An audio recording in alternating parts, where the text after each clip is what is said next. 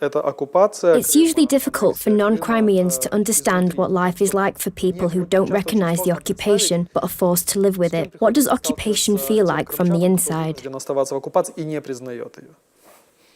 It's difficult not only for non-Crimeans to understand, but also for the Crimeans who are loyal to the occupation authorities. They pretend that nothing is happening, but really there is a de facto occupation regime in Crimea and the Russians control everything there. They have a principle: loyalty is a must. Neither dissent nor denial is welcome. Moreover, it's not allowed. During the 3 years of annexation, who disappointed you the most and who surprised you?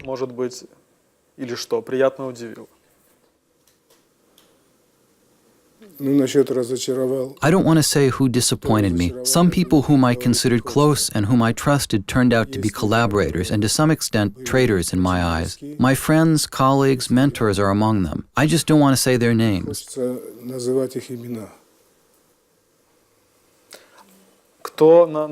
Who surprised you among the people you didn't expect to?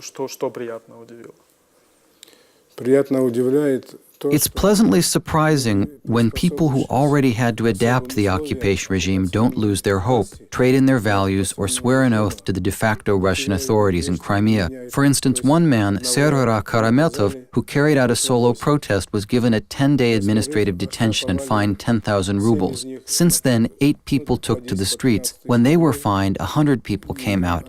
I'm sure that if those people were fined, 1,000 would come out. Another way in which people show their support for the arrested and missing people is through duos, prayer sessions. But even these events seem to be monitored by the authorities. Despite the fact that we're constantly under surveillance, that's one thing that's not forbidden. The authorities simply can't ban praying. Well, you can't call praying an unauthorized rally. But there were attempts to do that. It didn't result in any punishments, but there were attempts. These prayers are usually followed by speeches in which people mention certain problems and talk about the situation in general. It's kind of a new method in the national movement. Prayers unite people, make them feel less alone, and they see that there are many other people who do not recognize Russian jurisdiction in Crimea. Is it hard being monitored in this way? Do they try to hide it? They don't hide. They just come, sit down next to us and join in with the event.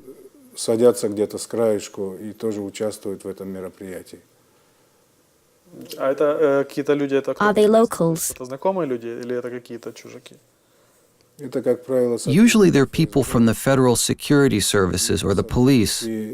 What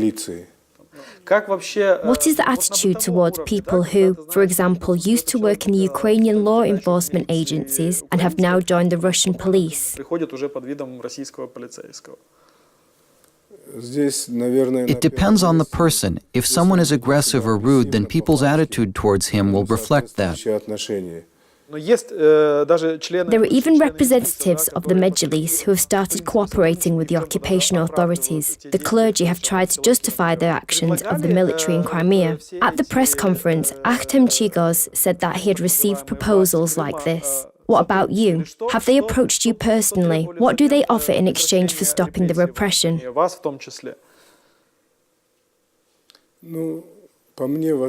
A criminal case was opened against me because of my position, my opinion, my convictions. My criminal record is clean. With regard to me, I haven't received such proposals, but I've heard of them. Haven't they asked you to keep silent? Of course, they told me that it would lead to nothing good, that I would be arrested despite my age, my diagnosis. I faced that. However, nobody has asked me to pledge loyalty or recognize Russian jurisdiction in Crimea. I've never received these kinds of proposals. Maybe it's because they know me and my position well. You have experience with struggling against the system. You started working to protect the rights of your people while you were still in high school. When I was in the 10th grade, together with a couple of my classmates and my younger brother Bekir, we handed out brochures calling on Crimean Tatars to fight to return to their homeland, to Crimea. Then a criminal case was opened against us, which didn't amount to anything. A lot of people gathered and they simply couldn't start the court hearings. We were then invited to the party's regional committee. Its secretary, Shamsudinov, told us and our parents that the case would be closed, that they had brought us up well and we would bring benefits to our homeland. That's how the case was closed. On October 12th, two FSB colonels from Moscow approached me. They said that the Turkish president had agreed with the Russian president to release me, and they suggested I write a letter to Putin asking for a pardon. When I refused, they resorted to methods widely used in the USSR. They said that Akhtem Chiygoz had already agreed, that Mustafa Jamiliev and Rafat Chubarov had let us down, that they will travel across the world, stay at expensive hotels, drink expensive coffee, while we serve our sentences. The conversation went badly, because we almost kicked them out. So they started threatening to send us to the Harp colony in Yamalo-Nenets in the far north of Russia. After that, we didn't communicate, so there were no other proposals. Then I was taken from the hospital and brought to Simferopol airport. When they put me on the plane, Akhtem Chiygoz was already there.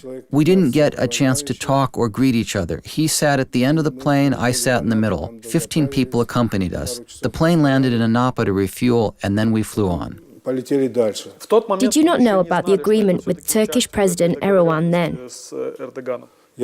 I only knew that Erdogan had a conversation with Putin, but I refused to write a petition for a pardon. I had a feeling that they were taking me to Siberia, but when I saw the houses with red roofs and the Turkish mosque from the cabin window, I realized that we were flying to Turkey. The plane landed at Ankara airport. 200 meters away from the plane, there was a bus with several people in it. Akhtem got off the plane first and went to the bus. Then I was shown the way. There was no contact between those who were accompanying us and those who met us.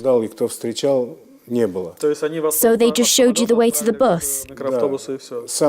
Yes, and I walked from the plane to the bus. There I greeted and hugged Akhtem for the first time. I haven't seen him for 3 years.